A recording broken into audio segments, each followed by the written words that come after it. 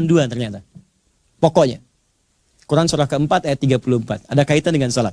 Apa cirinya? 1, fassalihatu, istri yang salihah itu qanitatun, taat pada suami ya.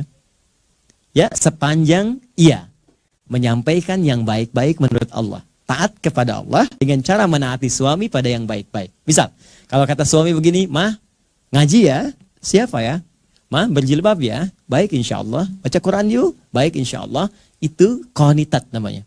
Perempuan semacam ini, kalau benar dia taat dengan baik, diikuti dengan baik, mampu dia untuk berusaha baik, maka ada spesial disampaikan di hadis riwayat At-Tirmidzi, kata Nabi, dia akan punya apresiasi spesial di sisi Allah di hari kiamat.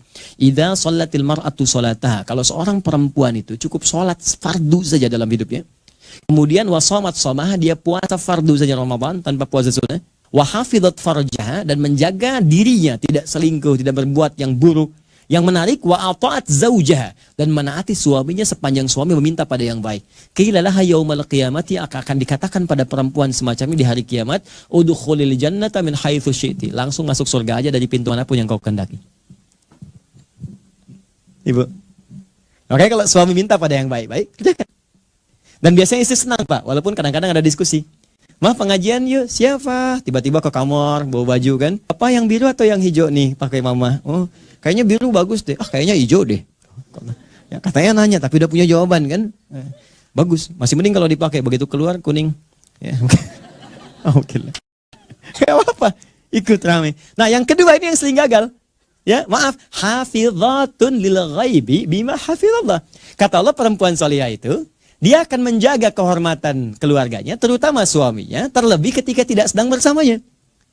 Kenapa kemudian kalimat ini muncul, dilekatkan pada perempuan? Bahkan suratnya surat An-Nisa.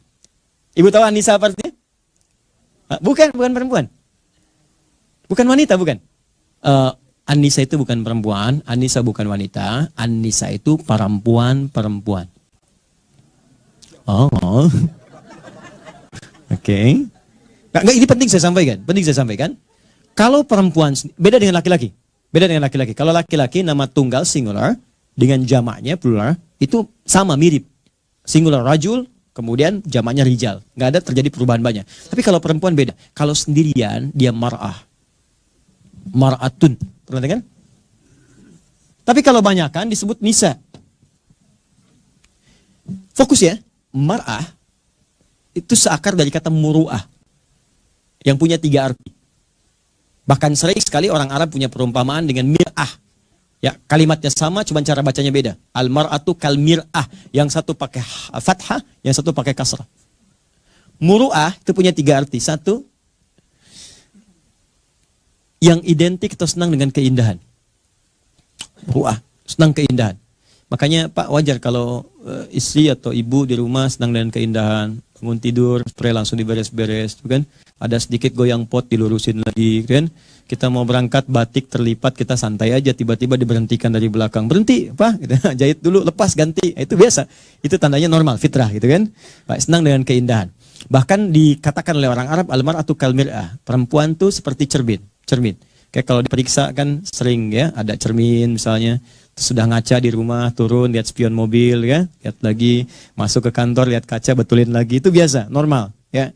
Tapi yang paling menarik, mar'ah juga itu bisa seakar dari kata muru'ah, seperti mir'ah, dari sisi sensitivitas.